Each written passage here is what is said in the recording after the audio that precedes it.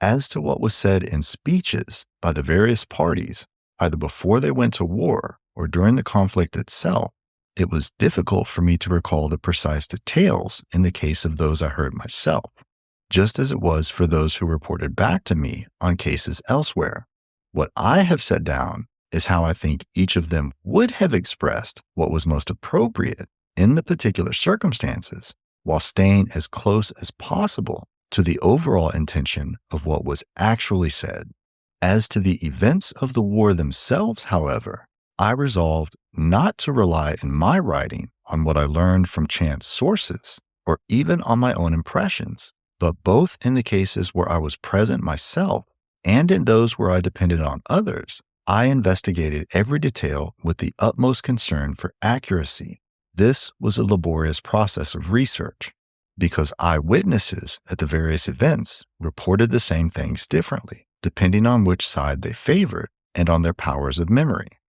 Perhaps the absence of the element of fable in my work may make it seem less easy on the ear, but it will have served its purpose well enough if it is judged useful by those who want to have a clear view of what has happened in the past and what, the human condition being what it is, can be expected to happen again sometime in the future in similar or much the same ways.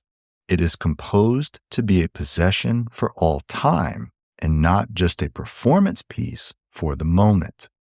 All right, so this paragraph contains the most important thing in all of Thucydides to help us understand why it is the case that Thucydides is not doing mere history, or what we would think of today as scientific history.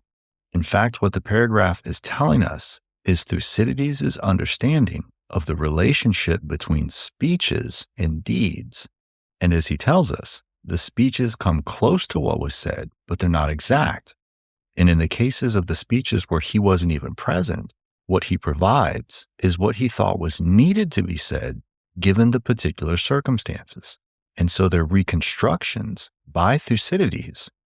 And so all the speeches in the text, which if I'm not mistaken is 141 total, are what Thucydides thought was said or what Thucydides understands as needing to have been said. And notice also that he tells us what the problem with all speeches is, namely that they're partial, which is to say that they're political, because people are always biased towards one side or the other. And that's simply to say that speeches are always given as addressing a very particular audience under very particular circumstances. But what does that tell us about Thucydides?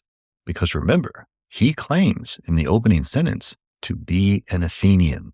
So how is it that Thucydides' speech, which is the entire text of the Peloponnesian War itself, how does it transcend the political in order to reveal the truth simply, which is to say the universal that he claims to have found in that opening paragraph?